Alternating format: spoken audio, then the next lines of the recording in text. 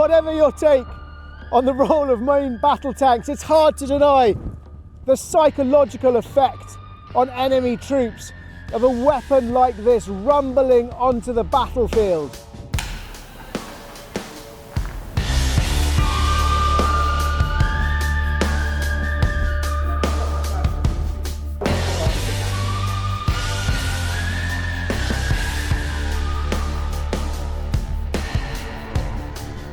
So here it is, the Challenger 3, one of only a handful in the world that have been upgraded from the Challenger 2 with a new turret, with a new gun, and with all the upgrades that we're going to hear about. We're going to follow this one down to the range.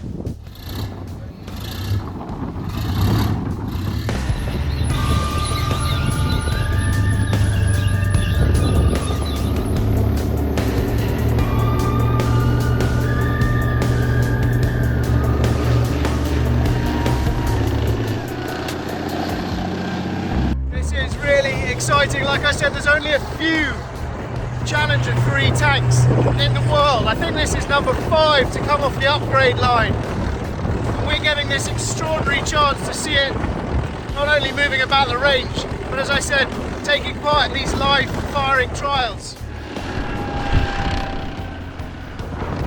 I'll tell you something, it's very cold.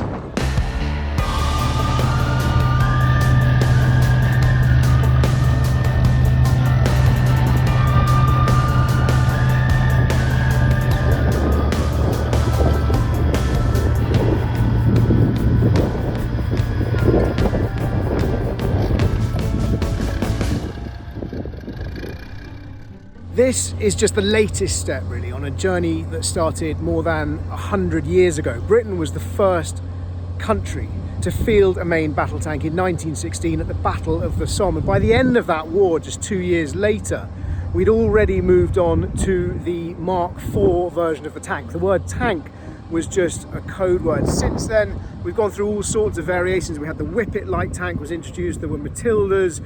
During World War II, Britain had Churchills. They adapted American Shermans. They've had Chieftains. And then, of course, the Challenger 1, the Challenger 2, and now this, the latest iteration, the Challenger 3.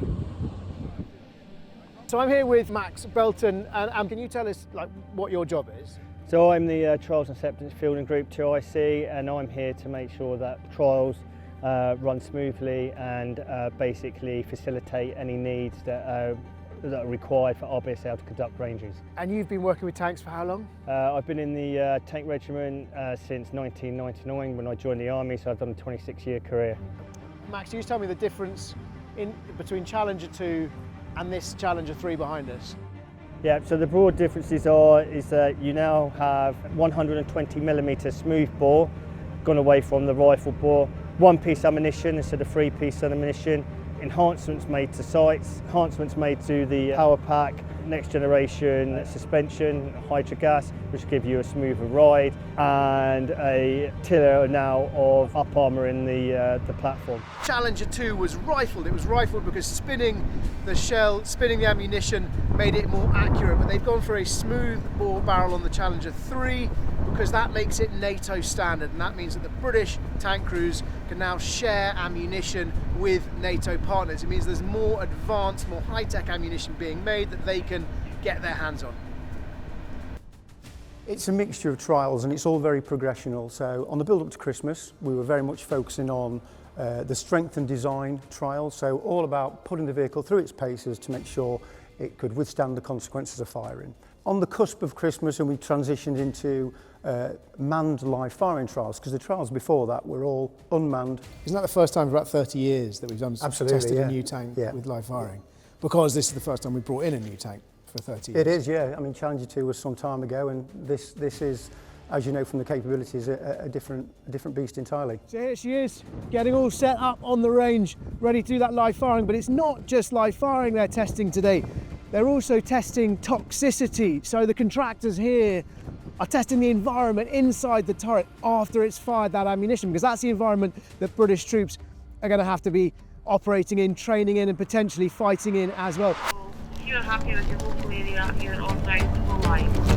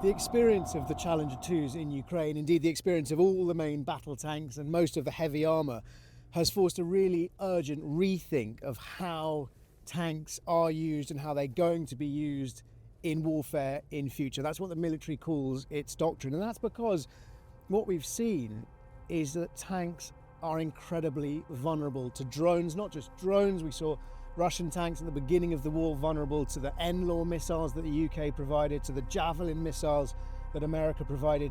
Really, armoured vehicles have not been the solution that they once were. The Russians weren't able to advance at pace to break through Ukrainian lines like they might have imagined. And so, as the British Army contemplates Challenger 3 becoming part of its force laydown by a vehicle that's in full operating capability, they're having to think about how they're going to use them.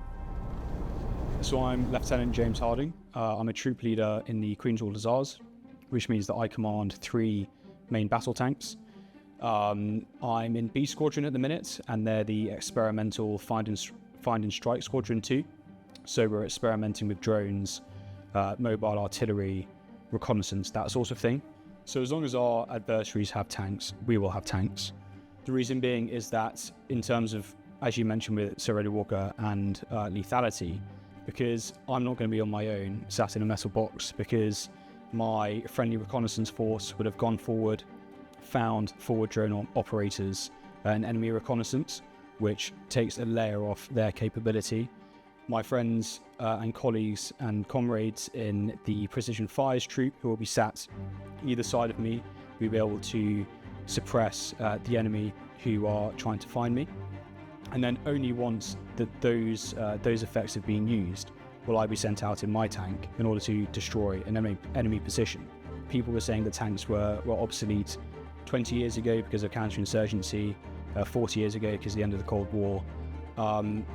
And at the end of the day, the nature of warfare changes very slowly over the course of centuries. Tanks are still important. They are a feature on the battleground today. And with the war that's going on in Ukraine at the moment, we can see that they are viable. We are providing the country with a tank that is going to be world class. The protection that we're given, the survivability we're given, and the lethality is going to be second to none. Colin might not say it himself, but he knows a lot about tanks. Because how many years in the army? I've done 44 now. 44 years in the army on Challenger 1. Oh God, I shouldn't admit to this. Chieftain, Challenger 1, Challenger 2, and now, of which I'm proud of doing, is assisting in bringing Challenger 3 into the field army.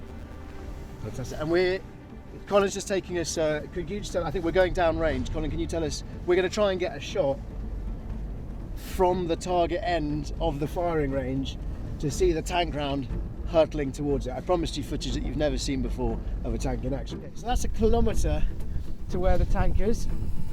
They're going to be firing at this target. Come and have a look, that's 3 metres by 3 metres. Much bigger when you're up close with 9 aiming points for the gunners. Hopefully they'll be hitting bang on target and in the middle and not hitting our GoPros. Actually, holy cow.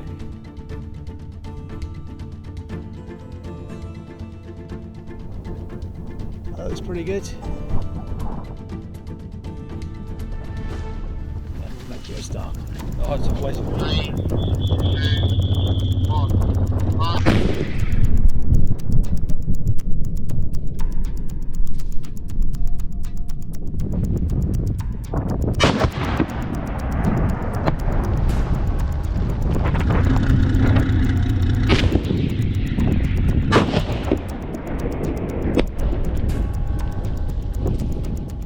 We both watch the news, we both see what's happening in Ukraine. Our heavy armour has been a prime target for both the Ukrainians and the Russians, and we've seen hundreds, thousands of vehicles getting destroyed. Well, we are taking precautions to mitigate drones. We'll have things in place to mitigate the drone threat, and there's things that obviously I can't talk about. They're already coming into play to mitigate any sort of drone threat going forward. So are you comfortable with the idea that you're going to be training operating, exercising and potentially fighting in a Challenger 3. That's going to be your job. Are you comfortable with the idea that you're going to be in this big metal box that's going to be a really attractive target? Oh yeah, I'm confident that I'll have the equipment provided to me to survive and thrive in a battlefield, yeah.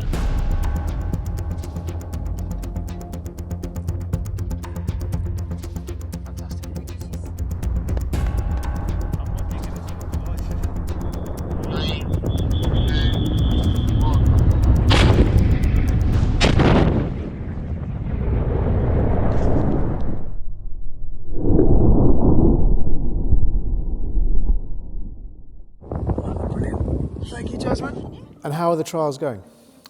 Going really well. They're not only on schedule, but we've been shocked looking down range at the accuracy of the gun. It's actually caused us a few issues in terms of having to manage the environment out there, and the same round is going pinpoint into the same place. How are the trials going?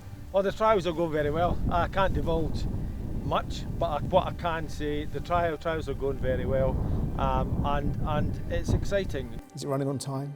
We've heard that it's going to be in service in 2027. Do you think that's a realistic date? I couldn't really comment on that. I'll leave that to the programme schedulers.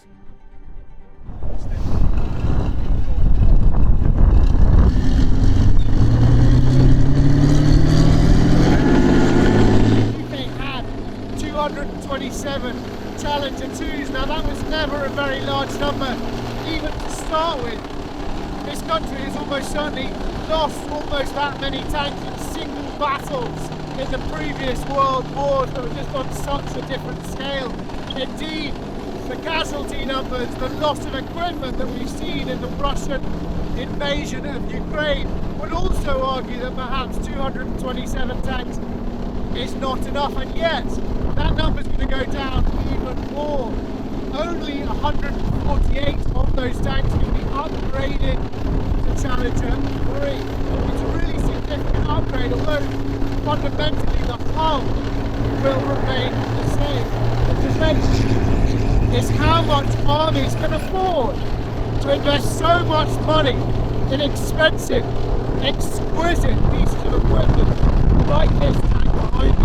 You can see how vulnerable big, expensive pieces of equipment are to drones. And if a piece of equipment worth many, many tens or hundreds of millions of pounds can be destroyed by a drone that costs a fraction of that price, then ultimately the army that fields the drones is going to be the army that wins the war.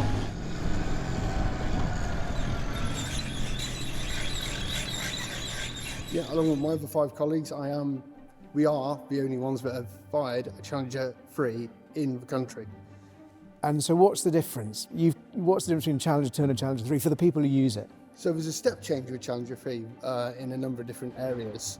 There's advancements for the driver, and there's front and rear cameras now, which then actually reduces burden for the commander. So the commander can now just tell the driver, to advance, and the driver can see. Or on Challenger 2, you had to reverse the driver. You had to physically look behind you and tell the driver where to go. Whereas now, the driver can actually see behind himself, and that reduces the burden for the commander. I mean, reversing cameras, that feels a bit like something that we've seen come into to commercial domestic cars as well, over the sort of same lifespan of the tanks over the last 40 years. Yeah, so it's extraordinary where technology has taken us, and again, I think that technology is all aimed at reducing the burden from the crews, so they find it easier to make decisions, they can make quicker decisions, they have more intelligence to make better decisions. So you can fire more quickly or more accurately, or? So all of the above, you can fire quicker, further, faster. If you were speaking to your younger self when you joined the army, or if you were speaking to one of the soldiers who's here, who's going to inherit Challenger 3, what would your message to them be about the vehicle that they're going to be training and fighting in? As I stand here trying this vehicle at the moment, I think back to when I was a soldier, I joined the army in 1996. And although we were just getting ready to receive Challenger 2, it was in its infancy, and although it was a very capable platform, Challenger 3 is just delivering so much more. And it's going to be so much better for those young men and women.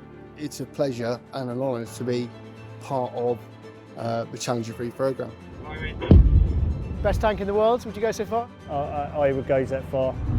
I think it's an exciting move, to be honest. I think it's going to be a lot more capable, the gun's more accurate.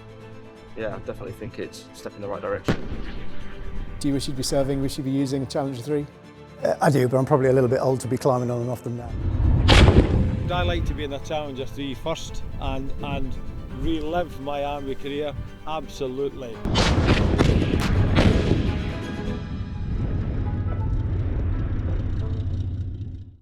Thank you for watching Arms Race. If you've got any questions, any comments, please leave them in the comments below. If there's topics you'd like to look at in future episodes, let us know in the comments below. I'm talking to you now from Lviv in Western Ukraine. I've been out here reporting the other part of my job, and of course that is such a salient reminder of how important defence technology is. Thank you again for watching Arms Race. If you do have any questions, any comments, if you think we've made any mistakes, let us know in the comments below. Thank you.